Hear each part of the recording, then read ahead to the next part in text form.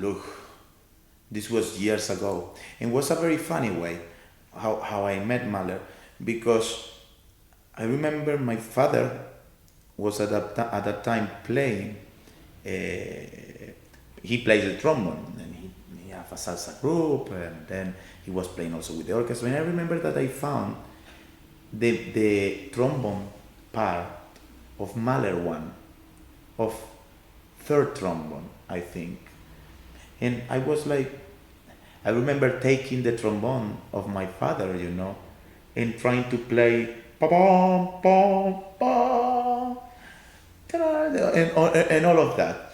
Then, of course, everything became. I'm telling you, I was 12 years old, 11, something like that. I was playing the violin, but was like, and I remember a recording that I received was a gift from an uncle, I think, of the first symphony. Was the first Mahler piece that I was listening. Was a very special experience because it was difficult to understand, at the beginning. But then when I started to conduct, my very first big piece was Mahler 1. And was amazing because this was maybe 4 years later, 3 years later. This was when I was 16, when I had my first experience with a Mahler symphony. And yes, it was this way, I think listening the orchestra playing Mahler in my town, but especially that recording that I received from an uncle was very special.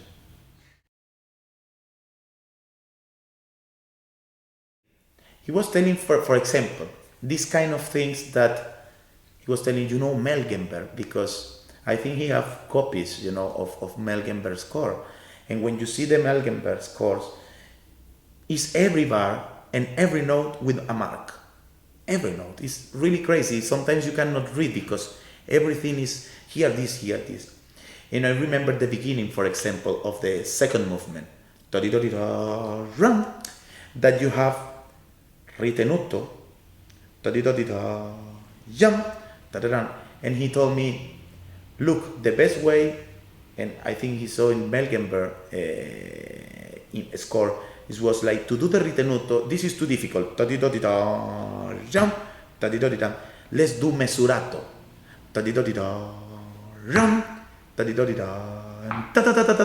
Having like a three, instead of the two. This was like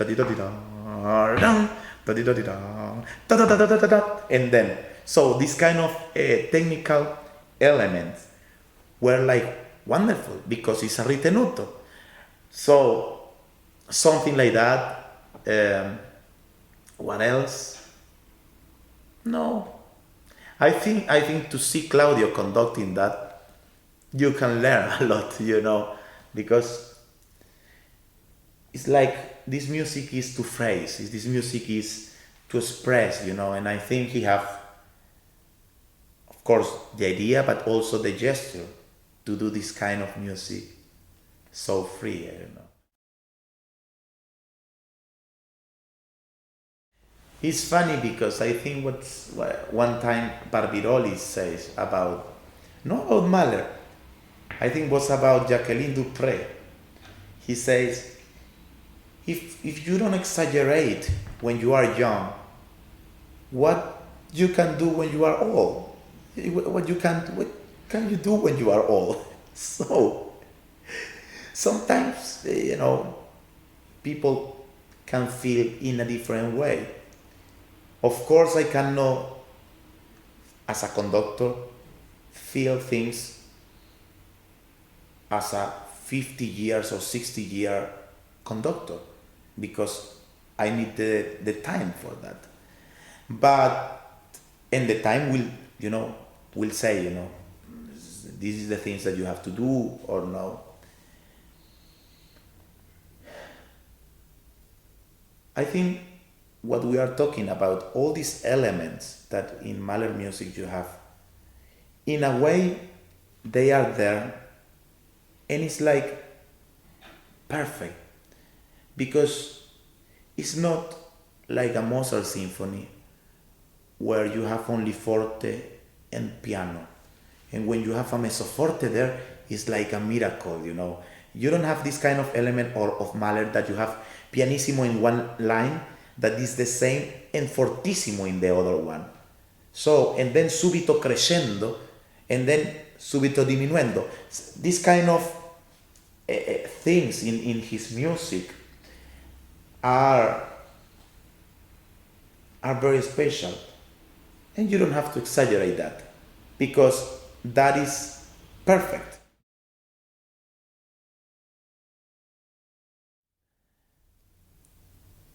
It's a very special music, my God. It's very breathtaking, you know. It's like somebody taking your heart, you know, and having you like all the time, like, you know. I feel this symphony like the time. You know, it's like, okay, you have 5 minutes more of life. I will give you 5 minutes more. And you have to create with that whatever you want. You can do whatever you want. When you arrive to the adagissimo, that is a very special word. Adagissimo is the last page of the score. It's like this last 2 minutes that you can do something in your life. But coming from before, because all the last movement is like trying to find something, you know. He's like trying to embrace a hope, but a hope that you cannot find. And you have to go, you know, having this hope, but you don't know if you will have this eternity after death. I love Bernstein have titles for each movement. And I love the name of the last movement that say, let it go. You know, it's okay. This is what I am having now. You know, let's try to suffer a little bit more, because it's love. It's love at the end. You know, it's alma there. It's not only the physical death, you know. It's the spiritual death, you know. Not good time with Alma, with his relation. And the most tragic thing, I think, he knew that was his fault, you know. And then it's like relationships, you know. You were doing this, then when it's finishing the relation, you know that was your fault. And this happened to Mahler. And you feel, you know, in the symphony, this, oh, please, I'm giving to you my soul. Please, but is nobody listening, because he's not telling to her with words. He's in his little room writing this music and trying to say in private, screaming, because when you visit these places, these little, you know, houses where he was writing, you can feel that at that time he was screaming, you know, please, I'm here, I love you. But he was telling to his music, to himself. But this is the duality of this music. Life, death, love, no love, Hope. hope, no hope, let's say. I don't know if it's the right way to say. So I was waiting a lot to conduct this symphony. I was doing almost all the symphonies, and until this year, I think, I was like, okay, I'm ready. It's not like, oh my God, I'm the Mahler conductor and I know everything. No, I'm ready maybe to say something with this music.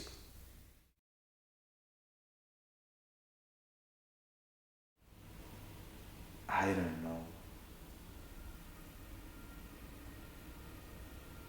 To see him conducting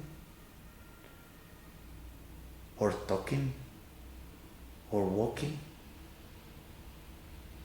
I don't know.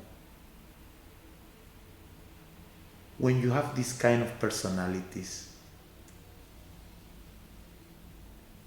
sometimes you don't need words. You only have to see and to enjoy. Wow, Mahler.